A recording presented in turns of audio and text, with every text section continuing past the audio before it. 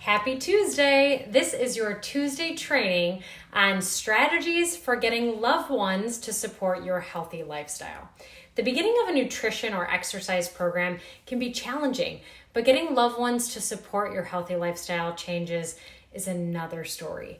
The company you keep does affect your progress towards healthy living. So today I'm going to give you 3 strategies on how to reduce peer pressure and get the social support that you need. We know that your environment impacts your ability to consistently make healthy lifestyle changes.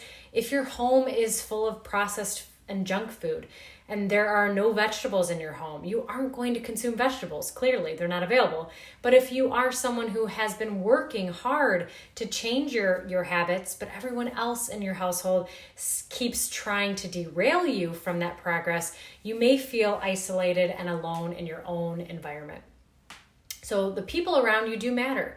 You are the sum of your social circle, and time again, research has shown us that we are affected by the body composition habits and the lifestyle of those around us. So the more people around us that are doing something different or living a certain way, or the more likely we are to do and live the same, whether it's what we eat, how we eat, whether we move or not, how we move, and so on. So if your friends and family are fitter and healthier, you're more likely to be fitter and healthier, and the reverse is also true. We often change our habits to match those of our social group without talking or even thinking about it. It's just part of human connection. And it's not just to show how you eat and move, of course. Research also indicates that you're influenced by family and friends for other big deal game changers, like whether to get married or when to have a baby. But why does it work this way? Why can't you be a lone wolf or a unique individual? Well, in some ways, social influence is a good thing because we evolve from small groups who depend upon one another for survival. Much of our brain is devoted specifically to social cues and communication, recognizing faces, reading emotions, making and understanding language, and we depended on social cohesion, on belonging to survive. So to be alone, whether abandoned or rejected or left behind, often meant death. So today, modern medicine shows us that loneliness can still kill. Our bodies respond to social rejection and isolation as if they were viral threats. When we are persistently alone, inflammation goes up, immunity goes down, we get more chronic diseases, and we die sooner. So aloneness is scary, vulnerable, and difficult. But aloneness can really be real, like the actual aloneness of a young woman who chooses to stay in to eat healthier dinner and get a good night's sleep when all her roommates have gone out for pizza and partying. Story of my life. Just kidding. Okay, aloneness can also be a feeling like the way a guy feels when all his buddies are drinking beer and he's got a seltzer. If you're the only one at happy hour ordering a side salad instead of fries, it's basically like you're outside the campfire circle of social safety, just waiting for the lions to attack your tender, undefined flesh. Thus, protecting ourselves against aloneness is in our DNA. It's innate. So swimming against the current can be hard. Of course, it is possible, though, to go in it alone. Terms like the pioneer or the trailblazer exist. But let's face it, it's a lot easier to eat better and get more exercise when your social environment and the behavior of your family and friends supports your goals. So as with all things, the laws of physics comes into play. When you're trying to change, you may encounter either friction or momentum. Even if your loved ones aren't super enthusiastic about your nutrition and fitness experiments or will never love roasted Brussels sprouts like you do, it doesn't mean that they don't care or they won't help. You can pursue your goals in the face of wavering or stingy support. You don't have to dump all your friends and your family. Okay, so let's get that straight. Most importantly, you may not even have to try to convince anyone in order to get them on board with you. It's also incredibly empowering and inspiring to be the leader for change despite the forces against you. So think about that too. But here's an important tip. You don't reduce friction by pushing back.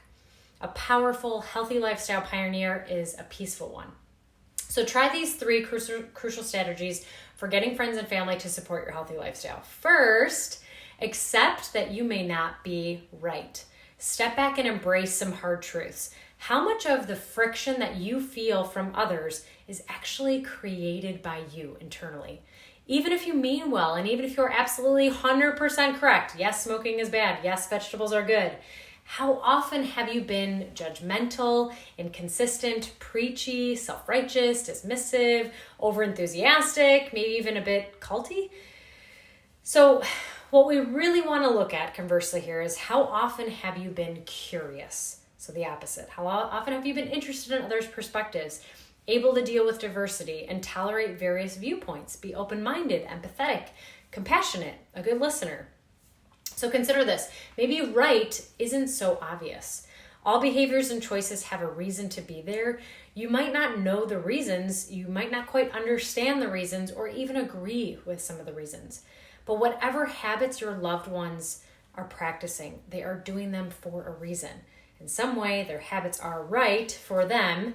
They may have only a limited toolbox of options or coping skills. This means really understanding that, for example, your brother feels panicked and crushed under work stress and sees drinking as a way to cope with stress. Or having compassion for your friend who is terrified to confront her body and therefore gets defensive and critical every time you bring up your new healthy regimen.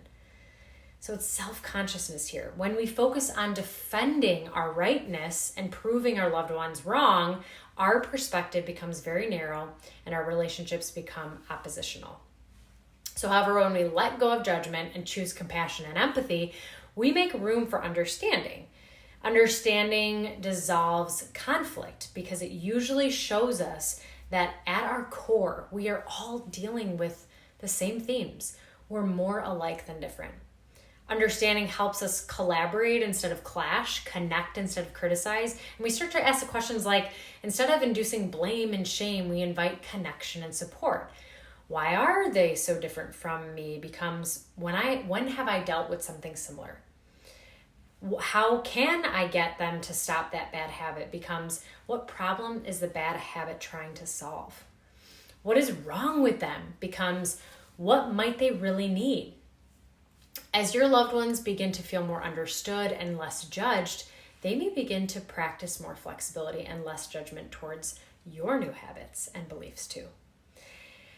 And by the way, it'll serve you immensely to practice non-judgmental compassion and understanding on yourself too.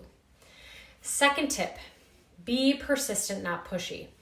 Resistance more often comes from fear than from true physiological opposition. Change can feel scary. It can bring up issues of control, security, identity, and can also bring up painful emotions like anxiety, panic, shame, or loss when your loved one resists change in all the creative ways that they can come up with, consciously or unconsciously, kindly or unkindly.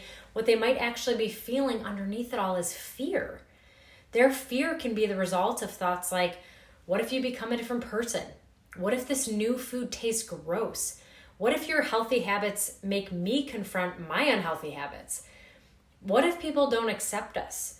What if you judge me or don't love me anymore? What if I can't keep up with you? What if life gets uncomfortable? What if I lose you? Just like a scared child, resistance and fear in their adult forms don't respond well to rational arguments and pushing. So while you must press forward with the changes that you're trying to make for your own health and well-being, you'll more likely get support if you practice persistence rather than pushiness. Pushiness means attempting to force friends and family to join you and agree with you, accept only a rigid set of compliant responses. So persistence means continuously offering opportunities, on the other hand, for your friends and family to join you on your quest to a healthier life, and yet remains open to a wide range of responses to any given invitation.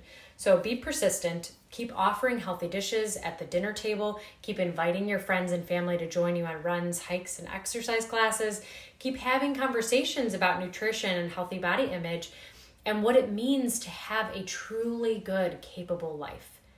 Prioritize positivity and connection, and when you present these options and expect resistance, sometimes over and over and over again, and as much as you can, take the drama and emotional and charge out of these conversations, validate your loved one's reasons for staying the way they are, staying the same, and don't push back.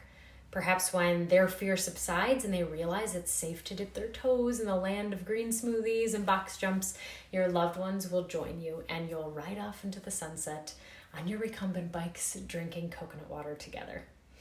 Tip number 3, just do you. Change is difficult. We know this. Change is hard. But in order to overcome the many bumps, blocks, and blusters inherent to significant lifestyle change, we need to be anchored to a deep internal personalized why that will pull us through. You can't manufacture this type of motivation for someone else. You just can't. And no matter how hard you try to coerce your kids, your spouse, your parents, your friends to change, they may have none of it. And in fact, that may be a good sign, because that means that they know that in order to make the kinds of changes you're making, they have to want it too. We call this intrinsic motivation,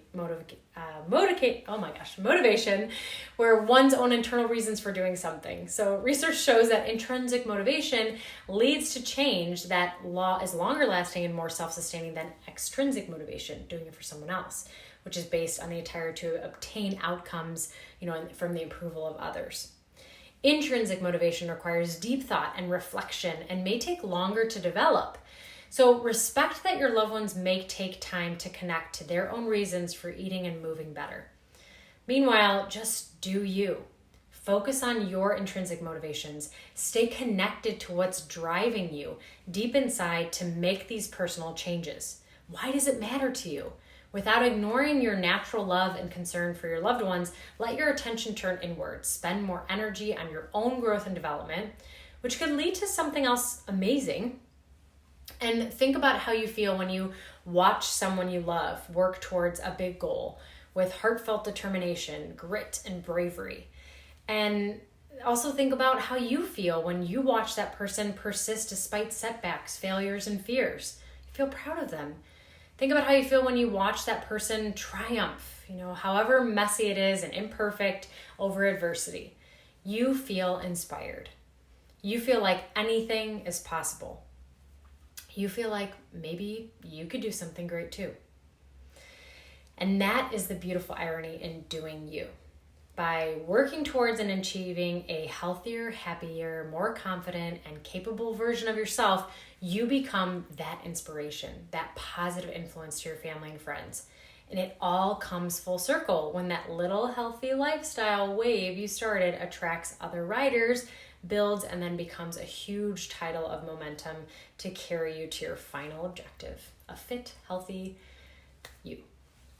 Influence happens in both directions. Also remember that. So lead the way.